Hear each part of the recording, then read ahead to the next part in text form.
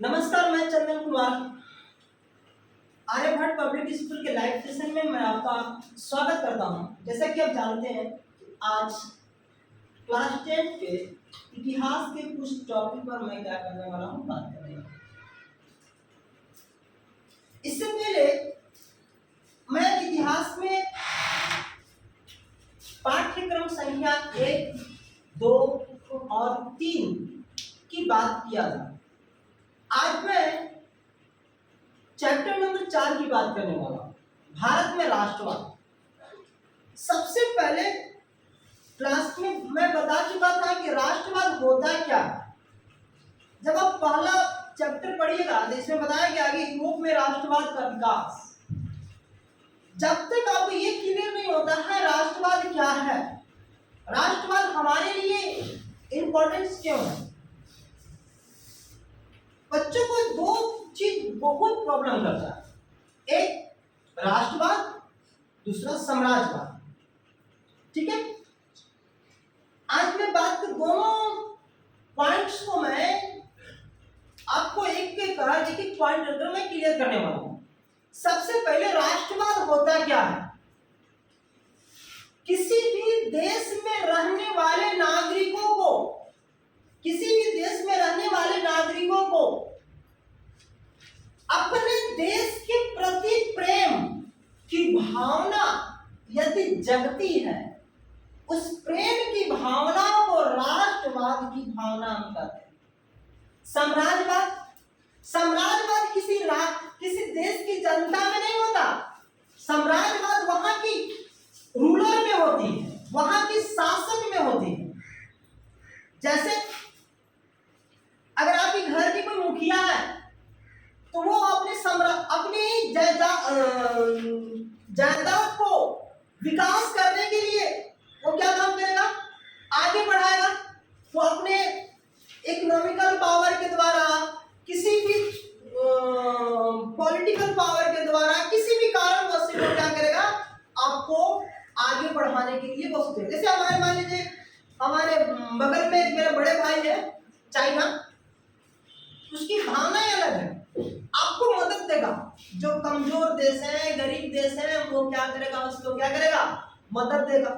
मदद देने के बाद अब ऐसे देश को मदद देगा कि पैसा वो उसको क्या करेगा, रिफंड नहीं कर पाएगा। पैसा रिफंड नहीं कर पाएगा। जब पैसा रिफंड नहीं करेगा तो उस देश पर क्या करेगा, अपना आधिपत्य जमा लेगा। तो देश पर क्या करेगा, अपना आधिपत्य। तो उस चीज को हम बोलते हैं साम्राज्यवाद। साम्राज्यवाद मतलब अपने राज्य को, अपने क्षेत्र को विकास करना, वो क्या होता है, साम्राज्यवाद। लेकिन राष्ट्रवाद उससे अलग है। आपको यहाँ की हर एक नागरिकों के अंदर देश प्रेम की भावना को विकास करना। सुनिएगा, नागरिकों के अंदर देश प्रेम की भावनाओं को विकास करना, यह आपको कहलाता है राष्ट्रवाद। और राष्ट्रवाद के लिए अब सवाल आता है कि राष्ट्रवाद कब जरूरी है। ये सवाल समझ में आ गया कि राष्ट्रवाद क्या होता है, राष्ट्रवाद कब जरूरी है। अगर हम सवाल करें राष्ट्रवाद कब जरूरी है, कब जरूरी है, जब आपका देश, याद होगा 9th क्लास में चैप्टर पढ़े थे पुनर्जागरण, पुनर्जागरण रेवोल्यूशन। जब किसी देश में क्रांति की भावनाएं उत्पन्न हो रही हो तो उस कंडीशन में आपके अंदर राष्ट्रवाद की भावना जगना है। किसी आपके शासक, आपके प्रशासक में राष्ट्रवाद की भावना जगी, वो काफी नहीं होता, लोग को जन कल्याण में रह जाने वाली। याद करो, मैं कल क्लासेस में आपको बता रहा था, जब आपको पॉलिटी पढ़ा रहा था, उसमें आपको लिखाए थे हमारे उस समय इंदिरा गांधी जो राष्ट्र प्रधानमंत्री हुआ करती थी, उन्होंने अपनी क्या बोलते हैं, पावर का गलत उपयोग कर देश में आपातकालीन लगा दी थी। इसकी शुरुआत, इस क्रांति की शुरुआत बिहार से हुआ था। बिहार के छात्रों ने एक नेता थे जिनका नाम था, याद है आपको, जगजीवन नारायण सिंह, याद है जगजीवन सिंह के उनको क्या किया, सॉरी जयप्रकाश नारायण सिंह को, सॉरी जयप्रकाश नारायण सिंह को उनको क्या किया था, बुलाया गया था और उन्हें लोगों ने अगुवाई कर उनको क्या किए थे, आगे। और ये भावना धीरे धीरे धीरे धीरे धीरे धीरे पूरे देश में बढ़ गई। देखो बिहार का एक बड़ा फंडा बहुत सिंपल है, शांत रहते हैं, तो मुझे मारो पीटो कोई परवाह नहीं, शांत रहते। जब देश हित की भावना आती है ना, चाहे वो पंजाब क्यों ना हो, चाहे वो बंगाल क्यों ना हो, चाहे वो महाराष्ट्र क्यों ना हो, तो सबको एकत्रित करने में, एक मुट्ठी में बांधने में टाइम नहीं लगाते हैं। आपको स्वतंत्रता कभी याद होगा, महात्मा गांधी ने सत्याग्रह आंदोलन की शुरुआत अपनी यहां से, दो क्वेश्चन ऐसे पूछ सकता है, अभी जो वर्ड बोले वहां से दो क्वेश्चन, महात्मा गांधी ने सत्य अहिंसा का प्रयोग सबसे पहले कहां किया था? अगर देश पूछेगा तो दक्षिण अफ्रीका, अगर पूछेगा भारत में कहां किए थे, भारत में बिहार के चंपारण जिला से किए थे। ठीक है, वो भी देखिए आप याद कीजिए, क्या उसमें किसानों को बुलाने पर नील की खेती के, आपको इसके बारे में 8th क्लास में बहुत अच्छे से पढ़ना है, नील की खेती के बारे में करके बताया गया था। चलिए आता है सवाल, राष्ट्रवाद कब जरूरी है? जब आपके देश गुलाम है, आपके देश में कुछ नए चीजें लागू करनी है जो देश हित में जरूरी है। ठीक है, जब देश हित में आपको कुछ बातें जरूरी है तो आपको क्या होगा, राष्ट्रवाद की भावना आपको उत्पन्न करना पड़ेगा। सबसे जैसे अभी ना, अभी हमारे जो रूलर है, हमारे नरेंद्र मोदी है, वो क्या बोलते हैं, लोगों का ना एक मन में भावना आता है, देखो लोग कैसे गलत, थोड़ी सी बातों को लोग जान कर ना वो गलत मिसयूज होते हैं। ठीक है, गलत मिसयूज होते हैं। बोलते ना, अभी बच्चा हमसे पूछा कि सर भारत को हिंदू राष्ट्र नहीं बना सकते क्योंकि भारत धर्मनिरपेक्ष है। हाँ क्वेश्चन है, हाँ नहीं है। ठीक है, भारत क्या है, धर्मनिरपेक्ष है, उसमें सबका अधिकार। लेकिन आप देखिएगा, अगर कोई भी देश अगर धर्मनिरपेक्ष को नहीं अपनाया है, आज देखिएगा पूरे दुनिया में पारसी एक धर्म होता है, पारसी धर्म होता है, अगर विलुप्त हो चुके हैं, अगर अच्छे से फल फूल रहे हो कहाँ, भारत में। मुस्लिम के जितने भी कौम है, चाहे सिया हो, सुन्नी हो, किसी भी प्रकार के हो, और सारे भारत में विद्यमान आराम से जी सकते हैं। अरे आप पाकिस्तान में चल जाओ, सऊदी अरब में चल जाओ, ईरान में चल जाओ, अफगानिस्तान में चल जाओ, ये दिन वहां अब मस्जिदों में बम ब्लास्ट होते रहते हैं, लेकिन भारत में नहीं होता। भारत में नहीं होता। एक मुस्लिम समुदाय के लोग, हिंदू समुदाय के लोग यदि मंदिर जाते हैं, मस्जिद जाते हैं, गिरजाघर जाते हैं, तो वो क्या कर रहा है कि वो अपने अनुकूल क्या करता है, उसको विश्वास है मैं जा रहा हूं तो मैं वापस आ सकता हूं। लेकिन अदर मुस्लिम कंट्रियों में ऐसा नहीं है बाबू, क्योंकि हमारे अंदर सबसे ऊपर है राष्ट्रवाद की भावना। मैं हिंदू हूं बाद में, मैं किसी जाति का हूं बाद में, मैं किसी समुदाय का हूं बाद में, सबसे पहले मैं भारतीय हूं।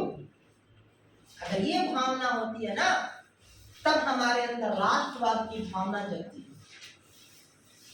अगर ये भावनाएं है तो आपके अंदर राष्ट्रवाद की भावना नहीं, मैं पहले हिंदू हूं, मैं पहले इस जाति की हूं, पहले मैं इस धर्म का हूं, पहले मैं इस समुदाय का हूं, मैं सबसे धनवान हूं, मैं सबसे गोरा हूं, सबसे काला हूं। अगर ये भावनाएं आपके अंदर में है तो आपके अंदर कभी भी राष्ट्रवाद पनपनेगा नहीं, राष्ट्रवाद अपने अंदर जन्म नहीं लेगा।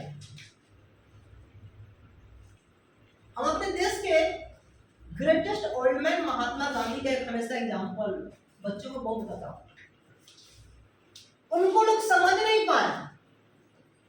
अंग्रेज सोचते थे वो मेरा आदमी है, गरीब सोचते थे हमारा आदमी है,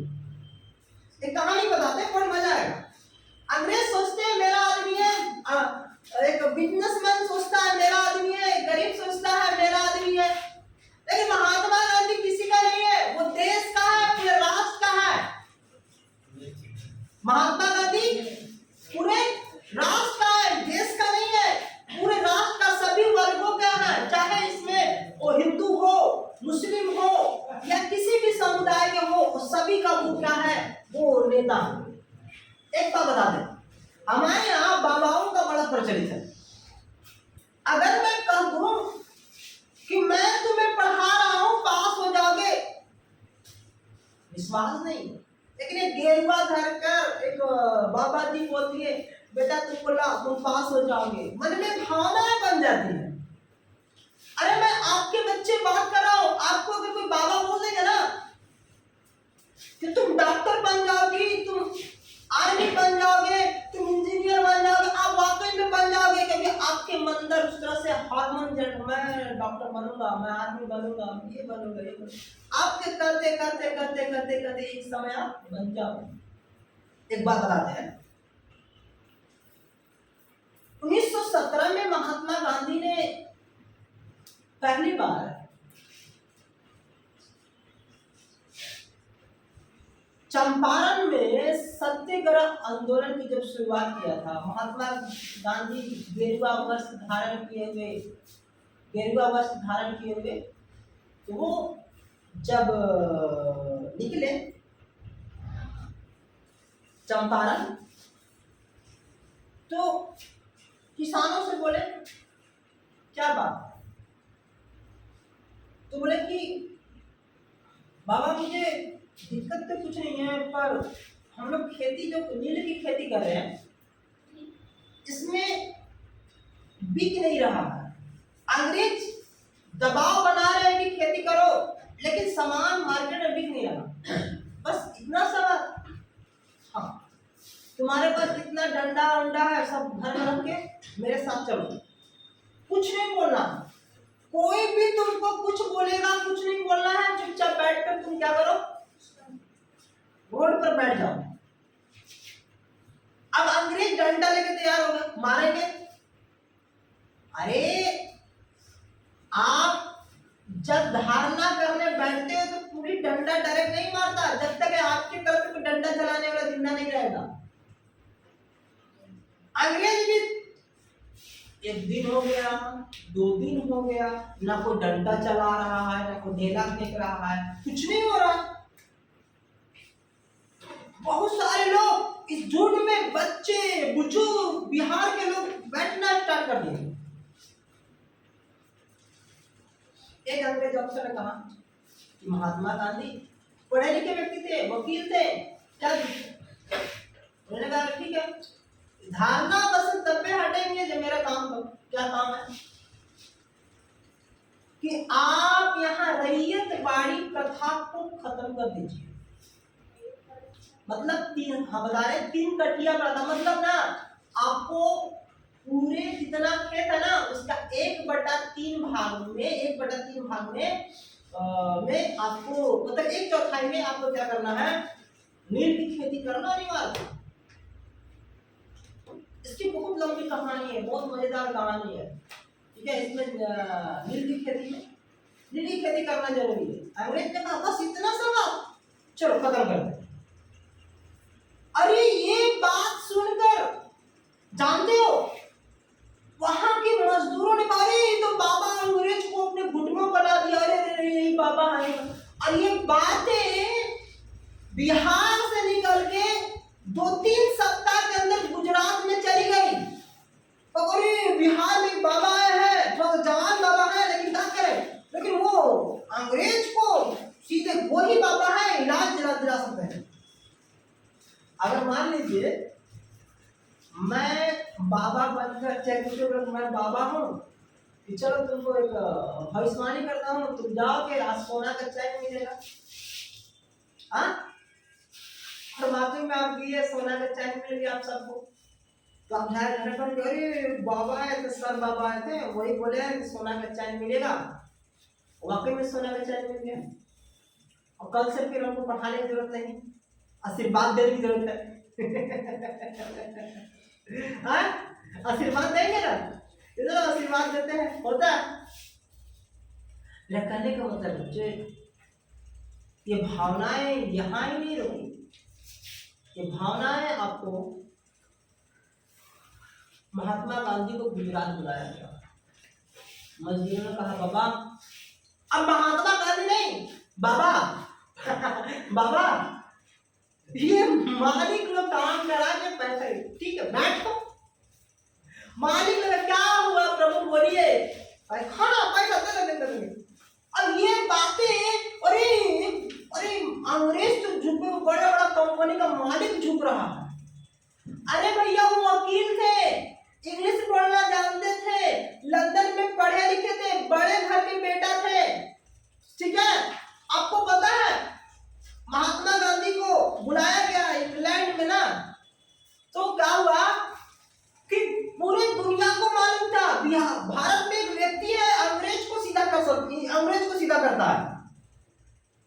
जब महात्मा गांधी जहाज से उतर रहे हैं तो लोग पूछ रहे ना, अरे कौन वो आदमी किने है, वो जो अंग्रेजों को पीट पीट के सीधा कर रहा है। और उनकी एक हुलिया कैसी थी, खड़ाऊ चप्पल, एक चादर, आधा नग्न कपड़ा पहना हुआ, एक डंडा पहना हुआ, साथ में कस्तूरबा गांधी जा रही है। हा? विदेश दौरा पर जब भी महात्मा गांधी गए ना, बहुत बार अपने हम बोल सकते हैं कस्तूरबा गांधी को लेकर गए हैं। उनकी पत्नी थी कस्तूरबा गांधी। आपको पता है लोग ये आदमी ये भी अंग्रेज को मारता है। अरे जब आप पास हो जाओगे ना, फर्स्ट डिवीजन आ गई, यही लड़की है दिन भर घूमती थी, फर्स्ट डिवीजन आ गई। अब पता है आपको, बताइएगा अपने पेरेंट्स से भी पूछिएगा कि क्या कोई बच्चा बिहार बोर्ड में टॉप आने के बाद इंटर में भी टॉप किया है? क्यों नहीं? क्या कारण है बिहार बोर्ड में टॉप करने के बाद इंटर में टॉप क्यों नहीं करते हैं? हम भी टैलेंटेड हैं, तुमको नहीं कुछ आ रहा है। अरे ऐसे ही बिहार बोर्ड में टॉप आ गए। अरे वो बिहार बोर्ड में टॉप आने के बाद ना उसको इंटर में पास होना मुश्किल हो जाता है। हम ही है ना टॉप आए, हम ही टॉप आए थे, तो फिर तुम कहां से? और जो बेचारा बीच का आदमी है ना, उसको टॉप भी नहीं आना है, फेल भी नहीं आना, उसको पास होना, नॉलेज लेना है आराम से। कछुआ खरगोश की कहानी सुने हैं ना? वही है, वो कछुआ चाल से चल रहा है आराम से, और वो बच्चा कब सक्सेसफुल हो जाएगा पता नहीं चलेगा। बच्चा कब सक्सेसफुल हो जाएगा पता नहीं चलेगा। सुनिएगा, अब राष्ट्रीयवाद की भावना जब उत्पन्न हुई, कब से? एक डेट आप लीजिएगा, 1857 की क्रांति, 1857 की क्रांति। इस क्रांति में क्या हुआ था, अंग्रेजों को पूरी तरह मालूम चल गया था अगर जहां पर पूरे भारतीय ने अभी मिलकर क्रांति की, 1857 की क्रांति नाम ही है, 1857 की क्रांति। और इसको भी याद है, खूनी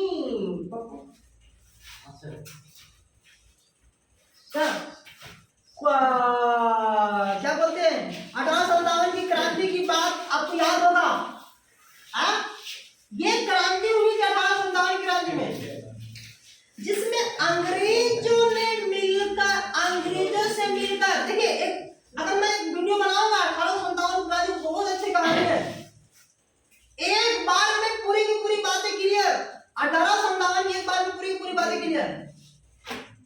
लोग बोलते हैं ना कि अरे हमारे यहाँ राष्ट्रवाद की, देखिए अभी देखिए एक बात आता है ना, थोड़ा सा हिंदू धर्म वाले हम लोग जाते हैं ना, जो हमारे गार्जियन लोग क्या बोलते हैं, जागा महादेव कहते हैं ना। अब भारतीयों को भी वही जगाना पड़ता है, जागो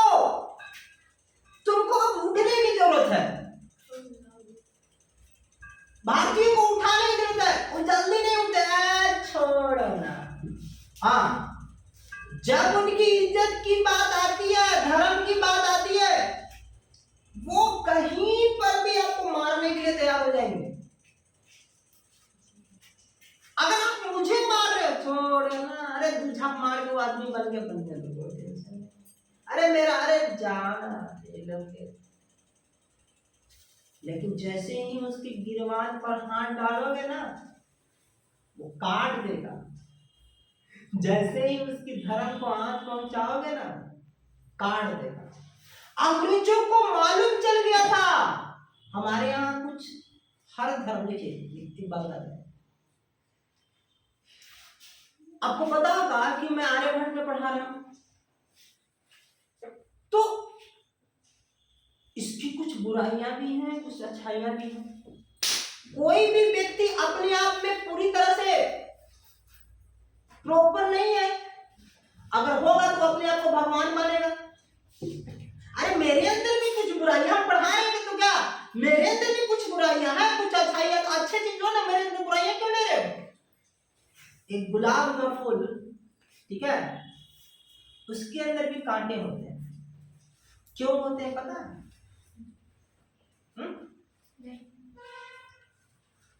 देखो, एक बार गुलाब ना अपने कांटों से बात कर रही थी। तुम्हारा अंदर कितना गुरूर है, तुम्हारे अंदर पास आने वालों को तुम चीर फाड़ देते हो। मैं देखो कितनी मुलायम, भौरे बैठते हैं, लोग मुझे पसंद करते हैं, तुम्हें नहीं पसंद करते। गुलाब ने पता है क्या कहा, कांटे ने क्या कहा पता है? मालूम है, मैं कठोर हूं तब भी तुम्हारा वैल्यू है। मैं किसी को चीर फाड़ रहा हूं तब भी तुम्हारा वैल्यू है, था नहीं तुम्हारा वैल्यू। तुमको एक चूटा भी, एक पक्षी भी, एक छोटा सा कीड़ा भी तुमको खा लेगा, मेरे कांटे की वजह से तुम सुरक्षित हो।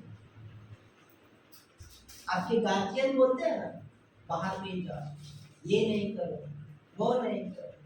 अरे क्या मम्मी, बड़े हो गए तुम ऐसे करती हो, बच्ची की तरह बिहेव करती हो। मैं बच्ची को पता है,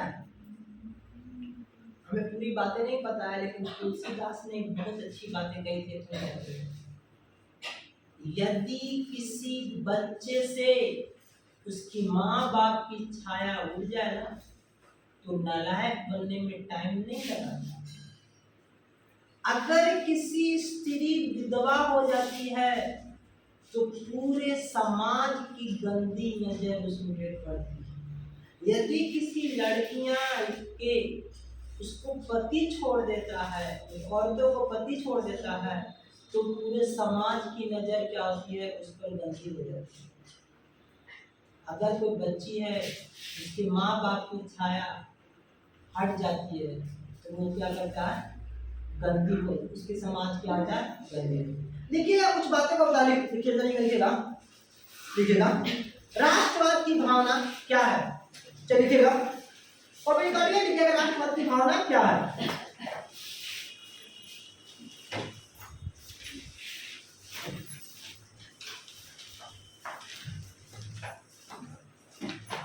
देखिएगा बच्चे, राष्ट्रवाद की भावना क्या है? हाँ लिखिएगा।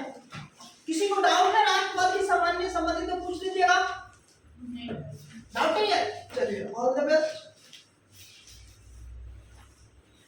राष्ट्रवाद की भावना क्या है? हाँ हाँ, हो गया, लिखो। राष्ट्रवाद की भावना क्या है? हो गया, लिखिएगा। किसी देश की आम नागरिकों के बीच, किसी देश की आम नागरिकों के बीच अपने देश प्रेम की भावनाएं, अपने देश प्रेम की भावनाएं, देखिएगा राष्ट्रवाद, ठीक है, अपने देश प्रेम की भावनाएं जब किसी नागरिक के मन में उत्पन्न होती है, जब किसी नागरिक के मन में उत्पन्न होती है,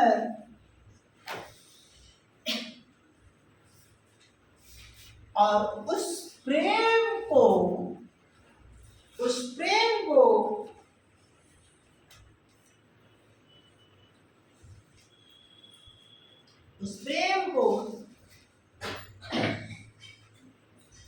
राष्ट्रवाद की भावनाएं कही जाती है।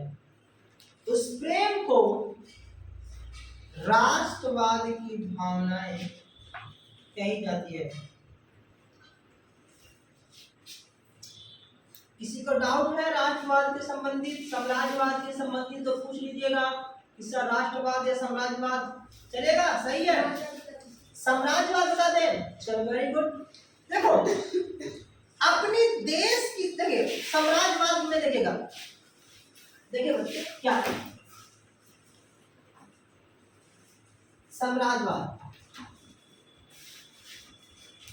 साम्राज्यवाद मान लीजिए कि मेरा ये देश है, ठीक है, कूटनीति से, छल से, किसी भी तरीका से अपने देश की कुछ हिस्सा को हम क्या किए, बढ़ाकर हम क्या किए, इतना बढ़ा, ठीक है, किसी भी तरीका से अपने देश के हिस्सा को क्या किए, बढ़ा दिए। तो उस बढ़ाने के तरीका को क्या हो गया, साम्राज्यवाद। ठीक है, यदि मैं अपने देश की सीमा को बढ़ा दे रहा हूँ, देश के क्षेत्रफल को बढ़ा दे रहा हूँ, तो वो क्या है, साम्राज्य। कुछ लोगों के मन में भी होता है साम्राज्यवाद की भावना है। दूसरा गांव में दूसरा का खेत हड़प लिए, अरे बाबू दूसरा का खेत को हड़प लिए, मन में क्या है, साम्राज्यवाद की भावना है। साम्राज्य मतलब राज्य को विस्तृत करना, वो क्या है, साम्राज्यवाद। और राष्ट्रवाद, राष्ट्र के प्रति प्रेम, मुझे राष्ट्र को नुकसान नहीं पहुंचाना है। लेकिन अब हमारे यहाँ उल्टा है, मुझे पर गुस्सा आया, पहले सार्वजनिक सामान को तोड़ो। आपको पता है यूपी के सीएम है ना, मुख्यमंत्री योगी आदित्यनाथ बाबा जी, ठीक है, नहीं योगी आदित्यनाथ बाबा जी, वो पता है क्या करते हैं, ठीक है तुम जलाओ तोड़ो, अगर पकड़े जाओगे ना तुमसे पैसा वसूल लेंगे। अरे आम नागरिकों की, आप जैसे मान ली मैं मार्कर खरीदा ना, इस मार्कर में भी मैं गवर्नमेंट को टैक्स दे रहा हूँ, और ये टैक्स ही मुझे विकास करने में मुझे आगे बढ़ाता है।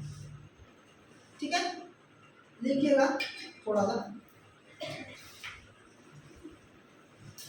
भारतीय राष्ट्रवाद के उदय का कारण, दो तीन टॉपिक लीजिएगा, बताते हैं भारतीय राष्ट्रीयवाद का उदय का कारण। हम एक एक चर्चा करेंगे, आप लिख दीजिएगा भारतीय राष्ट्रवाद का उदय का कारण। पहला हो गया, फर्स्ट लिखिएगा आर्थिक कारण। आर्थिक कारण हो गया, आर्थिक कारण हुआ।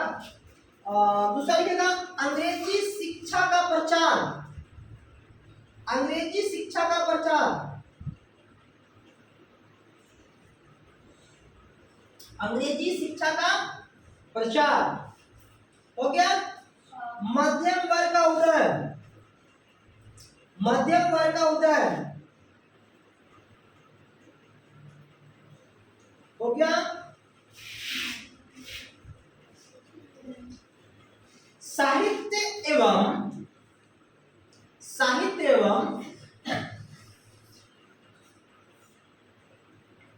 समाचार पत्रों का योगदान। साहित्य एवं समाचार पत्रों का योगदान,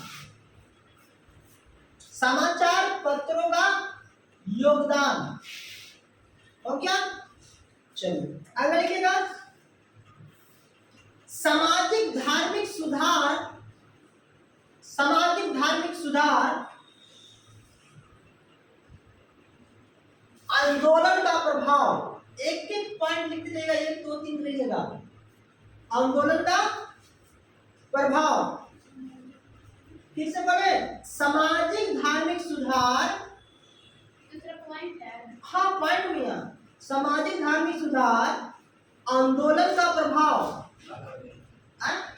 अभी नहीं, अभी और इसमें ना, अभी और। ठीक है, अगला लिखेगा भारतीय राजनीतिक एकीकरण, भारतीय राजनीतिक एकीकरण,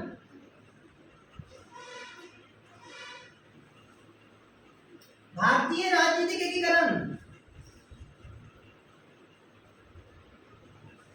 हो गया। भारतीय राजनीतिक एकीकरण कुछ जगह लिखेगा। अरे पॉइंट 1 2 3 4 नहीं, कैसे वैसे लिखे ना। हाँ, अब पेड़ में सुधार लीजिएगा उसे, नहीं तो आप उसको काट कर वो कर दीजिएगा। आगे लिखिएगा, सरकार की प्रतिगामी नीतियां, सरकार की प्रतिगामी नीतियां,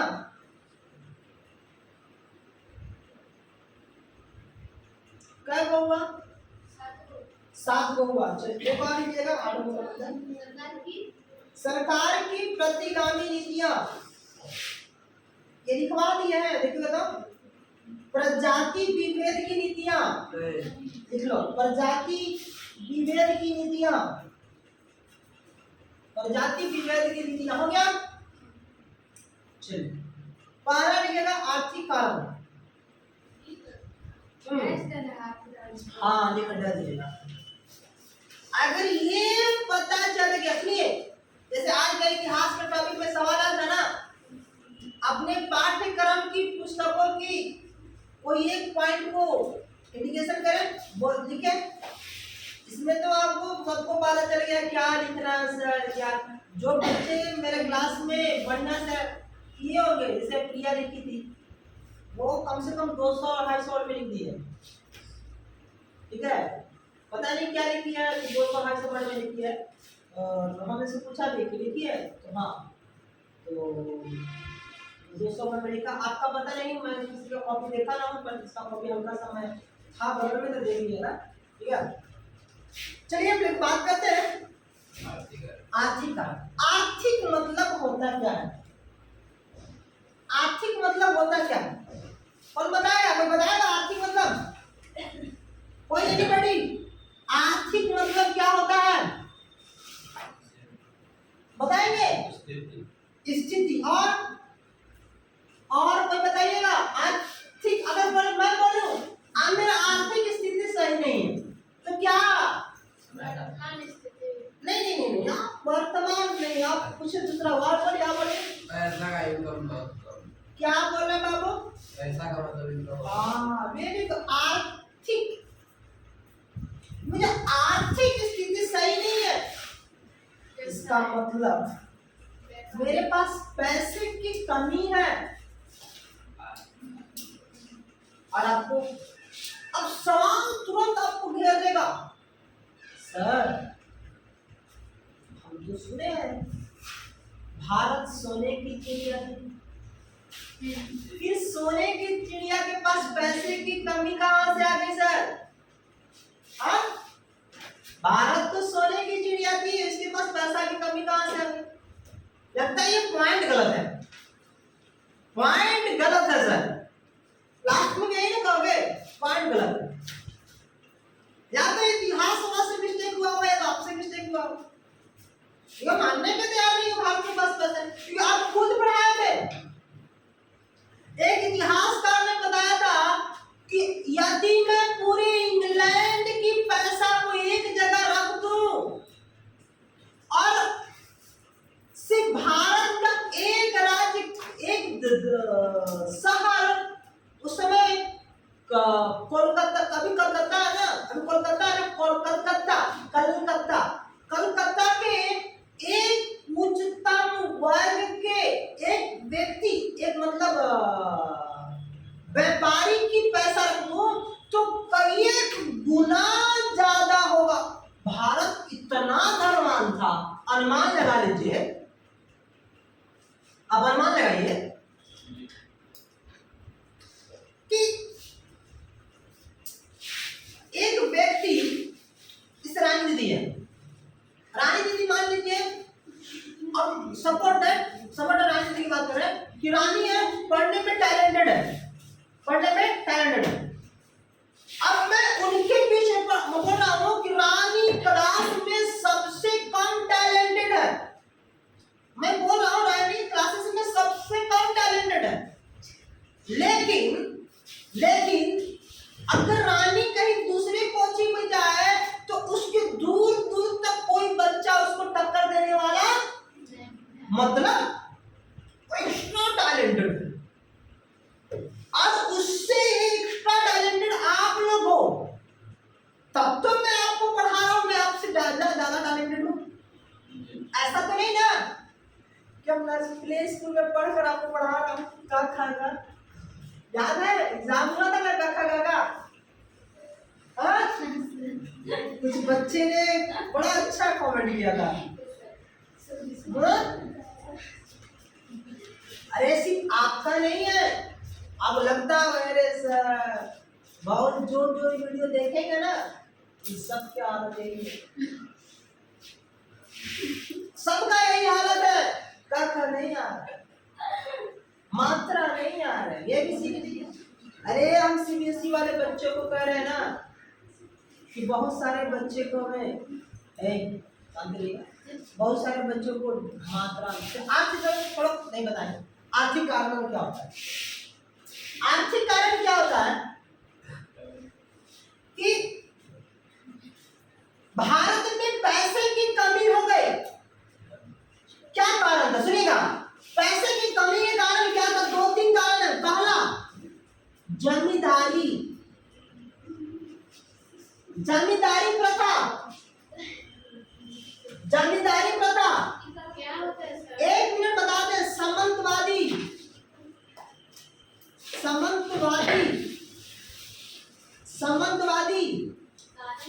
हाँ, जमींदारी प्रथा क्या हो गया कि मैं बड़े भूभाग का मालिक हूं और मैं छोटे किसान को जमीन दिया, जब फसल कटने का टाइम आ गया ना, आपसे खेत छीन कर किसी और को दे दिया। अब वो हमसे पूछ रहा है मालिक आपने ऐसा क्या किया, तुम क्या किए, तुम फसल लगाए हो, भगवान की दया से पानी पड़ा, खेत ने फसल को दिया, तुम क्या, तुम्हारा क्या योगदान है?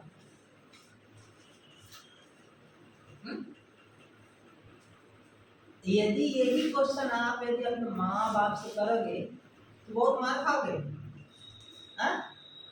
अब कहोगे कि मम्मी पापा हम फर्स्ट आए, इसमें आपका कोई योगदान नहीं है, इसमें आपका कोई योगदान नहीं है, हम कोचिंग गए थे, हम सर से जलील हुए हैं, हम सर से डांट सुने हैं, हम पिटाए हैं, आप कहाँ पिटाए?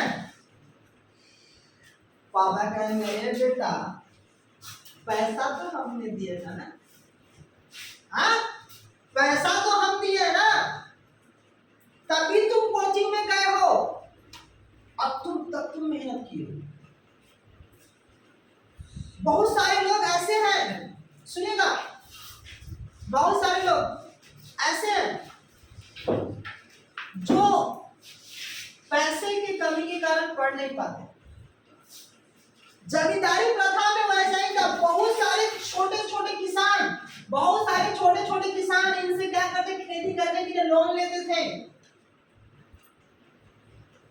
क्या हुआ, अगर मान लीजिए कि मैं लोन लिया हूं, मैं लोन चुकाते 5,000, मान लीजिए 5,000 लोन लिए और उसका ब्याज आपको इतना चलेगा ना कि मेरे आने वाली 3 पीढ़ी भी देते देते खत्म हो जाएगी ना, लोन पूरा नहीं, ठीक है,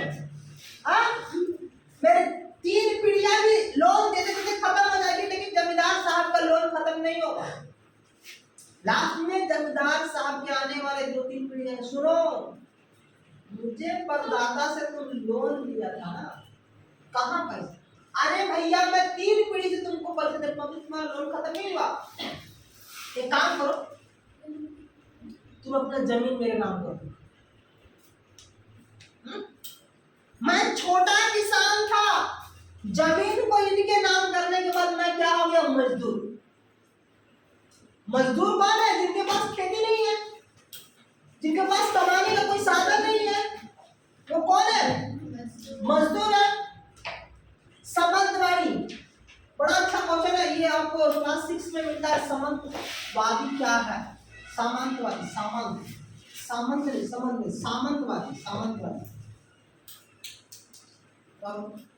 सामंतवादी क्या है? जब किसी बड़े राजा ने छोटे राजा को हराया, सुनिए, बड़े राजा ने छोटे राजा को हराने के बाद उसको मारा नहीं, उसको अपने अंदर गुलाम कर दिया। उसको सैनिक रखने का अधिकार है, पर शासन उसको क्या कर, टैक्स के रूप में क्या करना पड़ेगा? राजा को क्या करना पड़ेगा? देना पड़ेगा। ये है सामंतवादी व्यवस्था। और अपने आप को डेवलपमेंट करने के लिए, साथ में रहिए, अपने आप को डेवलपमेंट करने के लिए वो क्या करते हैं? किसान पर बहुत ज्यादा क्या लेते हैं? कर को बढ़ाते हैं। पता है, हमारा भारत एक सोने की चिड़िया थी, लेकिन हर चीज का एक नियम कानून होता है। पटरिया की लिखी गई अर्थशास्त्र चल रही, गुप्त साम्राज्य तक ना भारत का शासन ना एक ही किताब से चलता था।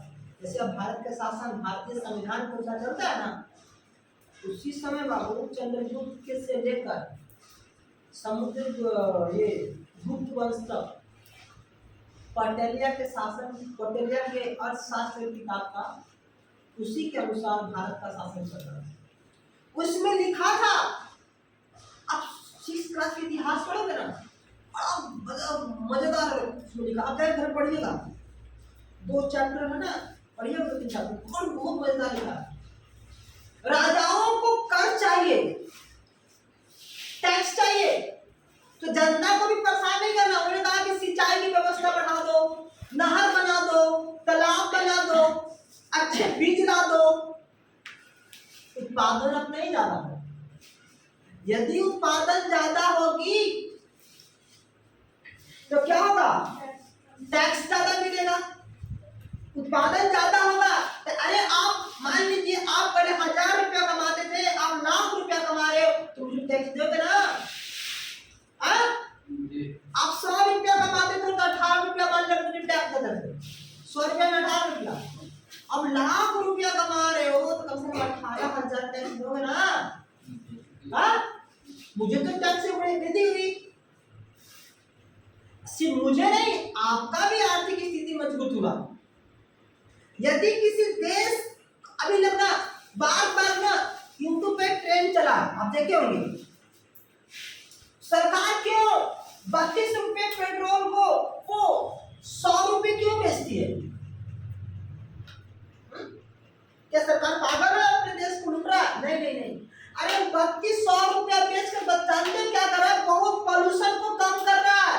और आपके जो आने वाला जो एक्स्ट्रा पैसा है ना, 50-60 रुपया, आप 1 रुपया जब 1 लीटर में पेट्रोल भराते हैं ना, तो 60 रुपया सरकार के फंड में आप योगदान देते हो। जो बड़ा प्रोजेक्ट चल रहा है, मेक इन इंडिया प्रोजेक्ट चल रहा है, बड़ा पुल बन रहा है, नदी बन रहा है, हाँ? अभी हमारे 2-3 मंत्री बहुत खतरनाक है। हमारे बीजेपी शासन में 3 मंत्री बहुत खतरनाक है। एक नितिन गडकरी, ठीक है, आप जाइएगा ना, सर हमको कंट्रैक्ट चाहिए, हाँ देंगे। आपको नहीं बुझाता तब तक भी कंट्रैक्ट देंगे, आप देंगे। पहला कब बना को देंगे, कब टाइम डिसाइड करो, 2 साल, 3 साल, 4 साल। अगर 4 साल में 1 दिन भी लेट होगा ना तो 1 करोड़ रुपया फाइन मार देंगे। लेट करो तुम्हारा मर्जी, ठीक है। अगर मान लीजिए यहाँ से देरी हो सब रोड बना दिया, ठीक है, एक हाईवे रोड बन गया, अब नितिन गडकरी को चेक करना है, ठीक है, कि इंजीनियर है, जिसपे जितना बड़े आ जाओ मेरे साथ, ठेकेदार इंजीनियर जितना है आओ मेरे से गाड़ी में चाय पीते थे, ठीक है। मान लो 5 लोग हैं, 6 चाय मंगाएंगे, सुनो 5 लोग हैं तो 6 चाय मंगाएंगे, एक गाड़ी में चाय रखिए, हम बोले ना 100 की स्पीड में गाड़ी दौड़ाओ, अगर चाय गिर गया तो सोच लेना फाइन मारेंगे जबरदस्त। बताओ एसी चलने वक्त में इंजीनियर होगा वो क्या बोले ठेकेदार को पसीना छूटना स्टार्ट हो जाता है। और हमारे विदेश मंत्रालय को तो कहना नहीं है, जहाँ जा रहे हैं हालत कंप्लीट कर रहे हैं। चलिए आज के लिए इतना ही, ठीक है, ऑल द बेस्ट, ठीक है।